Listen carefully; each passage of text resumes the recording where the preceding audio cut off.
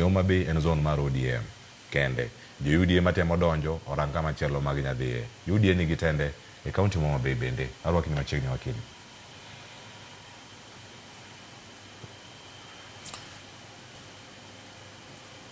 Erokamano Cleophas mokwongo wachak gi wach moro ni piny luo en ODM zone. Adieri mang'eyo en ni piny luo en Raila zone. Ji kaka wanga giri nyo biro nyoro. Kendo gi chamo poche ODM. Ji kaweda giri no chako e Ford. Kaeto wadhi e Ford Kenya.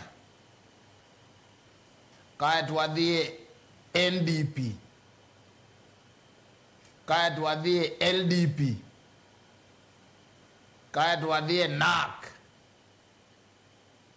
Kaeto waduogo wakowe pod wane kamiluongo ni wuoth bor. Koro the only factor iluongo ni Mheshimiwa Raila Odinga.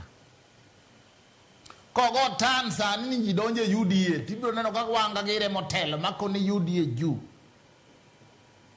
Sani Mheshimiwa Raila wacho ne wane broad based government. Maweda giro yiego kendo kura mor Raila ung'eya Raila kumane wa disagree to broad based government ka ayie kenda mor go. Koro jotelo matindo tindo mok nyal yombo ka onge ODM giwe kiko itwa.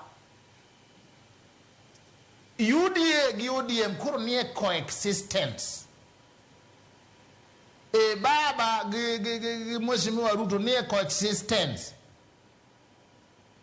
Kata mana dier original Ford ka Ramogi ngima jokanu ne nitie.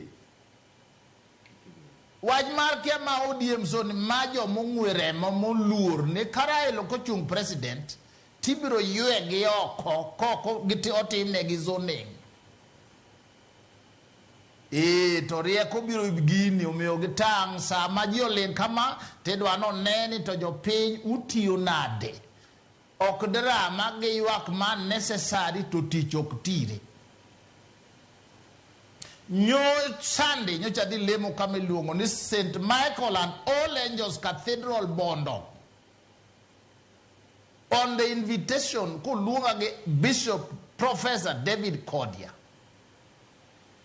Na de kanyo kaka chiel kum joma osebedo ka support the diocese mar Bondo kwa hali na mali utonglo. Chegne manya neno korengo biro orengo. Obiro ge bane kanisa. Mondik no rengo. No kod flag. Koro kwa ni the Lord be with you to joge go mielo flag ne to tingo bana. Ma nyo wan nyaka ge Dr. Odinga. Ema mama min pinyo mochumo koni jothuro we utimuru kama eni kudwaro rally to waro me rally we utemo ji kama. Eka korka giduogo kwe mathin. Kaeto rengo chungo go koko matin to wacho ni en owuok ke odhi kure to joge go giwuok go. Nikech ji nie broad based government jolin koro wadwa ng'eyo to Siaya gere machalo nade. Iyudo ka onge. Koro omiyo akwacho ni kama wantie sani. Mama Ida nyocho wacho ni kodh ni komie uru. Pinyi ni awacho ni pogo. Sama ungi president koni Your Excellency ni neno ndara. Your Excellency ni neno. Your Excellency ni neno. New winjo ka president wacho roads midi losi. Seche kwa tade ni kanyo manie budget. Tombadi ni kanyo manie pesa. Ango modongo president ni kanyo. Angoma ni kanyo kusango myo jowage udwaro bane wan wabedi street wan wagomna koko wan watema development me Kenya ka nikech resources tin nyaka bed discretion nyaka bed kama go jatelo konywa ka mayande an ka mugik na wacho ni diure central une nderni ka opa kae ti dug thurwa kae ne kaka wan wanyumore chuodhe king'eni bedo e serikal, bedo but president en gima duong' ahinya. Omiyo biro mar president Migori, rwako president Migori, miye memorandum, miye program, ang'eyo ni nigi fruit, kendo ang'eyo direction ma piny luo mana kaka wachi ting'iyo buru tichaki chiko itie Dr. Raila Odinga kae tinyalo mede Jonet Giri